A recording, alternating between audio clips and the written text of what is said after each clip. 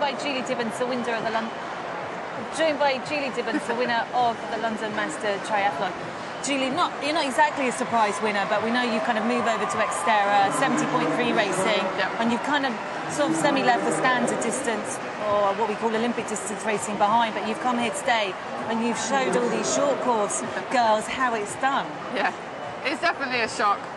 I really wasn't expecting to win here today, but I wanted to come here. It's such a fantastic event, support it, and I've been feeling okay in training, so I knew that anything can happen, and if the race went my way, then anything can happen. So you kind of had this gap that grew and grew on the bike, and I think by the time you went out on T2, you probably had about a minute and a half. Yeah. Did you think that was going to be enough to stay out in front?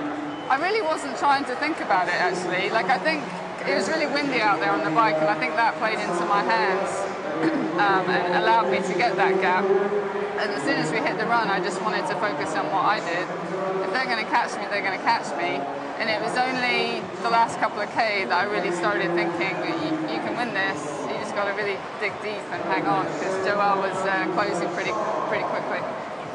And apart from obviously the lure of a nice big fat paycheck today, what else brought you to London Triathlon? I mean, it is an amazing event. You've won so many different events, but obviously you haven't won this race. No. Yeah, you can now add it to your CV. It's definitely one that's going to be up there, like not quite up there with winning Xterra World Champs, but any win is like a good win, really. Like, you can't go to any race now without having a strong field to beat.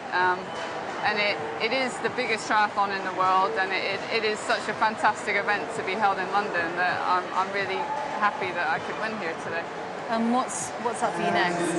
I'm going to do a couple of Xterra Austria, and then a 70.3 in Monaco, and then finish up the year with the World Champs in Maui, Xterra. Try and do what I did last year, and then Clearwater. Clearwater. So you're going back last year. We know that you led the World Champs 70.3 for such a long time, and then your run just slightly let you down towards the end. You're probably still quite tired from Xterra World Champs race, but obviously you'll perhaps be going back this year maybe with slightly different preparation. Yeah, like I definitely after Clearwater last year, I was really disappointed I couldn't hold on. So that's really what I've been focusing on all year, and that's what gets me out of bed in the morning. It's trying to do what I did at Clearwater, but hang on and cross the finish line in first. So that's kind of what I'm focusing on. If I can win Xterra again, that's fantastic as well. But Clearwater's the one that I really want. We've got the Olympic Games in just over a week's time. Obviously, you were there 4 years ago in Athens. Yeah. Are you disappointed not to be there this time, or? Part of me is, but part of me knows also that I probably don't do that well in the kind of conditions they're going to have to deal with.